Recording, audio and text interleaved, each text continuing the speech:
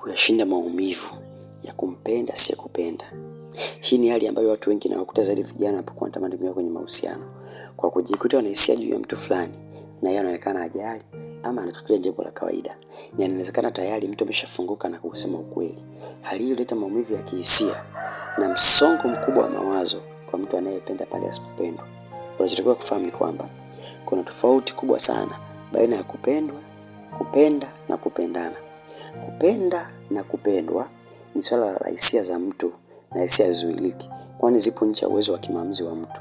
Ndio maana kuna kauli maarufu isemayo, upendo huna sababu, kwani upendo ni hisia, sio kitu halisia.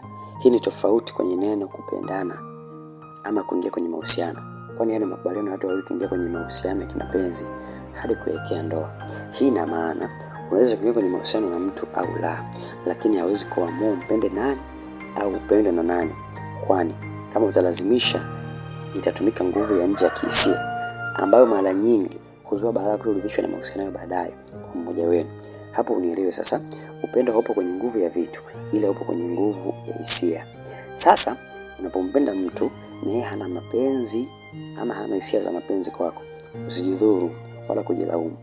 Unachotakiwa kuyafanya irudi kwenye hali yako ya usawa wa kiakili na kihisia ni mambo yafuatayo. Jambo la kwanza, kubaliana na hali kwamba upendwi na uwe tayari kuendelea mbele na maisha yako mapya.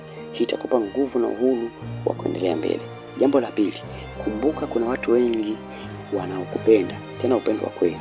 Ubebe upendo wao, ufanye kama sababu ya kuishi. Jambo la tatu ambalo unataka kulifanya, kubali kuonyesha maumivu yako.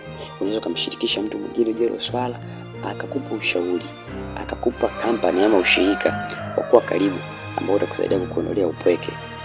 Kumbuka hapo umtafute mtu ambaye unamwamini, ana uwezo wa kubeba maumivu yako, ana uwezo pia wa kuitunza kama ni siri kwako. Jambo la nne, kaa mbali naye. Ondoa vitu vinavyokuwa karibu naye, kwani kila unapokuwa karibu naye itakuwa inakuumiza kihisia na kiakili. Kwa hiyo jiweke mbali naye, yaondoe mazingira yatakayokuwa yanakufanya muda wote uwe karibu naye. Jambo la tano, ondoa kumbukumbu mbalimbali ambazo zitakuwa zinakufanya umkumbuke mara kwa mara. Vitu kama zawadi, picha au mavazi ambavyo vinahusisha kumbukumbu zake kwako, hebu viweke mbali. Jambo la sita, jishughulishe na shughuli mbalimbali zaidi.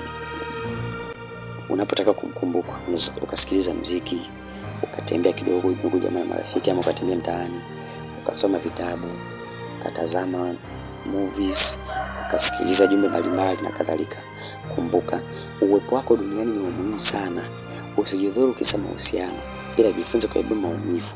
Yatumie kama nafasi ya kukua na kuendelea mbele, huku ukiamini muda wote utampata yule ambaye ni sahihi zaidi kwenye maisha yako. Hii ni Kel Media. Knowledge is essence of life. Naitwa John Richard. Subscribe, share, comment. Zako ni za muhimu sana kwenye posti hii, ili tujue wapi tunaboresha, wapi tunaendeleza.